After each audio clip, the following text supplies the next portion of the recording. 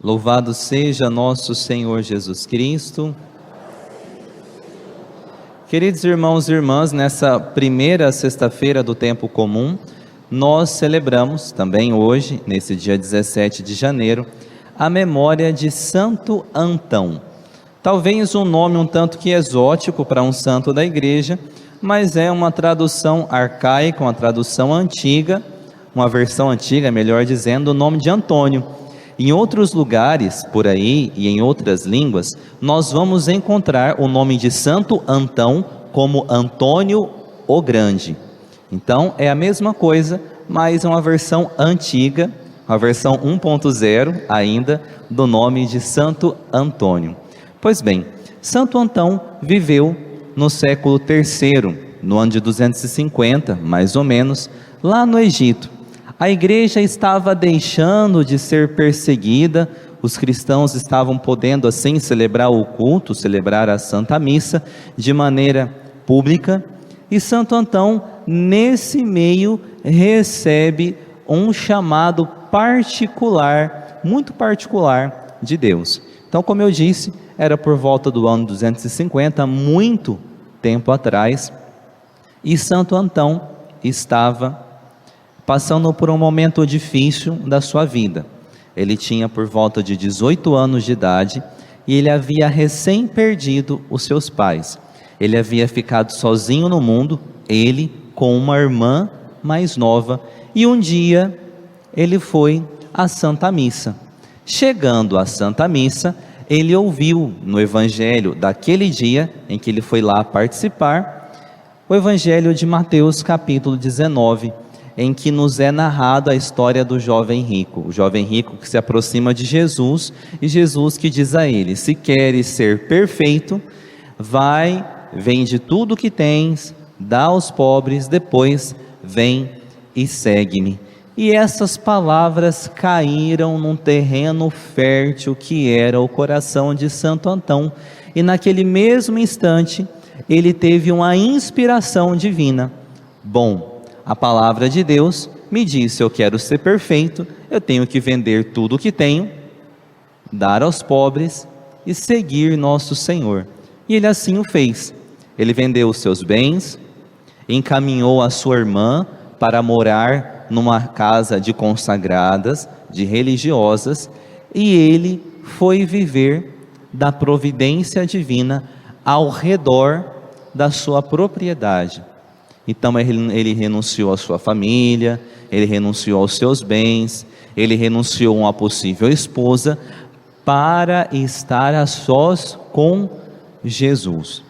No outro dia que ele foi à missa, com o coração tanto que inquieto, ele já tinha feito tudo isso. Bom, e agora? O que é que vai ser da minha vida? O evangelho, de novo de Mateus, que estava sendo proclamado, era Mateus capítulo 6, em que nosso Senhor nos diz: não vos preocupeis com o amanhã. E novamente caiu no coração de Santo Antão essas palavras, e Santo Antão assim passou a viver de maneira muito concreta da providência divina. Retirou-se na sua propriedade, como eu disse, para rezar, para fazer penitência, para se sacrificar, para estar a sós com Jesus e assim buscar viver a santidade. E então pode surgir no nosso coração o seguinte questionamento: bom, Padre Felipe, a igreja estava assim sendo estruturada ainda, O ano 250, muito tempo atrás, não era necessário então que Santo Antão não recebesse um chamado de Deus para que ele pudesse evangelizar, sair pregando, convertendo as pessoas, se tornasse talvez um sacerdote, ou então um diácono, para pregar a palavra de Deus e ajudar a estruturar de maneira concreta a igreja que estava assim, praticamente nascente? Bom, cada pessoa, cada cristão, cada batizado, membro da igreja, corpo místico de Cristo, tem um chamado particular, o chamado que eu recebi, o chamado que cada um de nós recebe, é de maneira única e particular. Pois bem, sendo assim, nós já percebemos que já fura aí esse questionamento. E outra, como nós cremos, sempre quando nós rezamos o nosso creio, lá no finalzinho do creio a gente tem um artigo de fé, eu creio na comunhão dos santos. Nós sabemos que nós como igreja, nós somos um só corpo, de modo que se eu busco a santidade, se eu busco a perfeição, se eu luto para ser de Deus, não somente eu sou beneficiado e agraciado, mas toda a igreja é assim agraciada por Deus. Após a Revolução Francesa, já fazendo um adendo aqui, após a Revolução Francesa, aliás, no período da Revolução Francesa, com Napoleão Bonaparte, o Papa Pio VI, ele morreu de maneira misteriosa. E então, a mídia na época, a mídia francesa, decretou: bom, agora é o fim da igreja, é o fim do papado, né? Fake news já é algo bem antigo, tá certo? Então, é o fim do papado e tudo mais. E de repente, os cardeais se reúnem e elegem Pio VII em Veneza, né? Numa atitude assim milagrosa, eles conseguem nesse meio eleger o Papa Pio VII.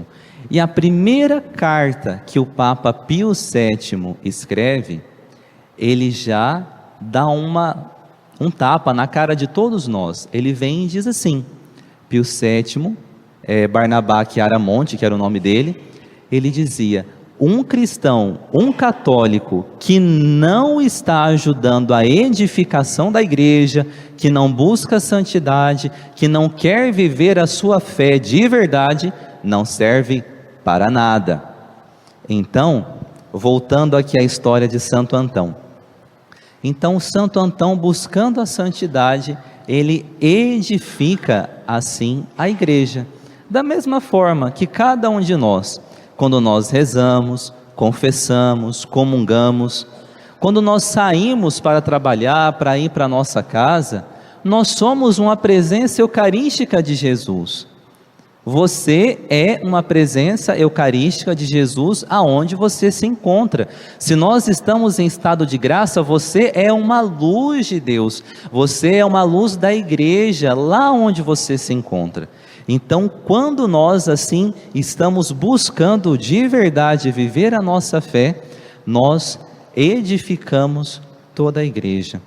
E por fim, uma outra passagem, uma outra ocasião que Santo Antão foi à Santa Missa, nesse início da sua caminhada, desse chamado que ele estava descobrindo, a passagem era 1 Tessalonicenses, capítulo 5, rezar a sós sem cessar.